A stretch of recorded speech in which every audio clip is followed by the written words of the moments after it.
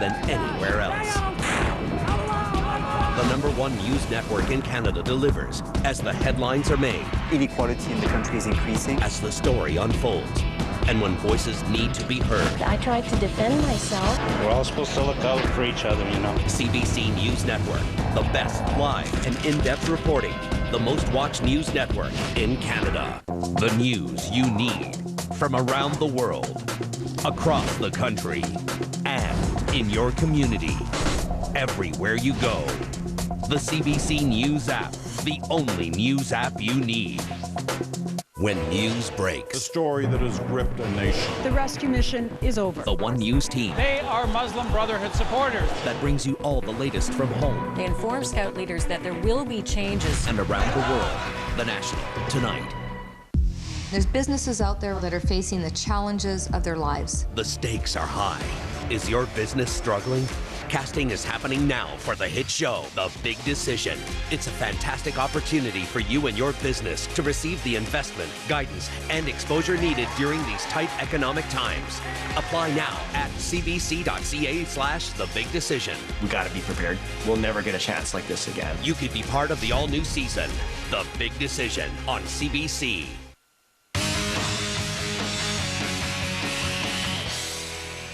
Most people don't know what to expect when they start a business. Even with years of experience, there is always something new to learn. That's why an industry group of Canadian companies created 48 Hours in Silicon Valley. It's an opportunity for a select group of promising Canadian startups to get exposure to the world's tech capital. Chris Hogg is CEO of digitaljournal.com and just returned from the latest 48 Hours meeting. Great to have you here. Thank you. There's no question that there's something special about that particular capital. What do these companies get out of this?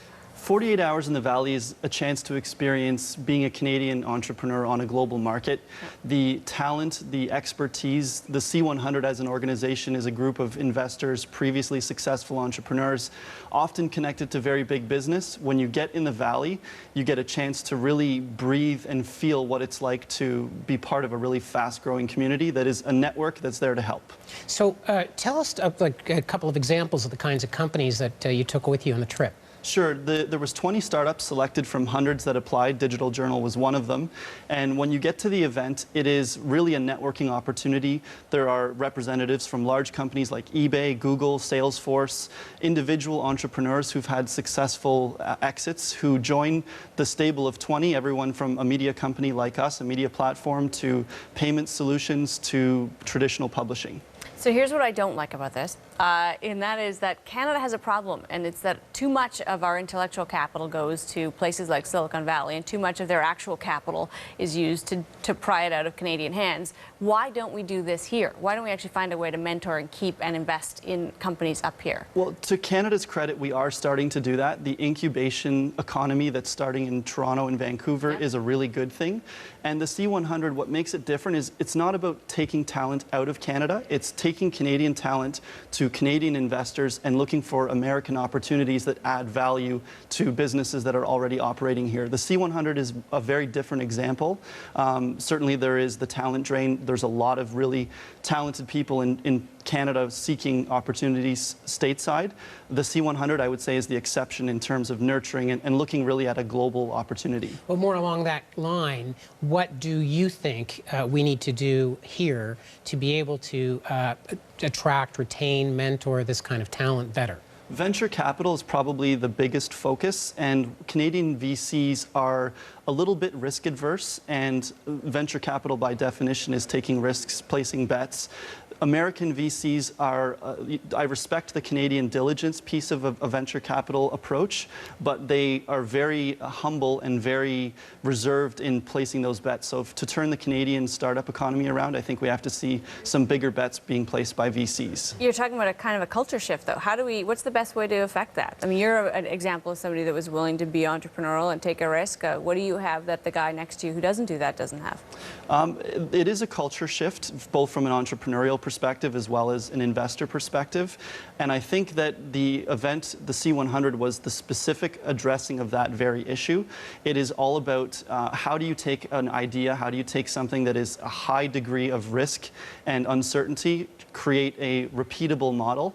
And the people that go to the C100, the 20 companies that were selected, it's about nurturing so that you can make those decisions and understand how to repeat success. Is every city in Canada, the big cities, are they all equal in terms of how they're fostering startups? Obviously, we have Waterloo, we have Toronto as well. Is every city doing something, or some more than others? Some more than others. Toronto is definitely on the map in terms of a startup economy globally.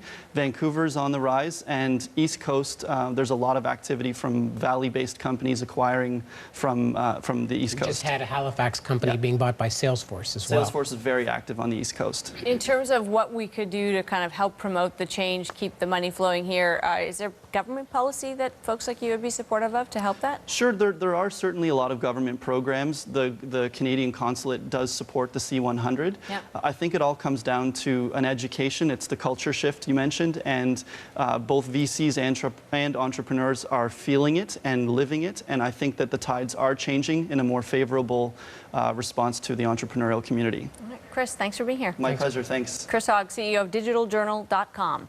Still ahead, a how-to guide for leaving the Eurozone in the most painless way possible. First major commodities dip today. Here's a look.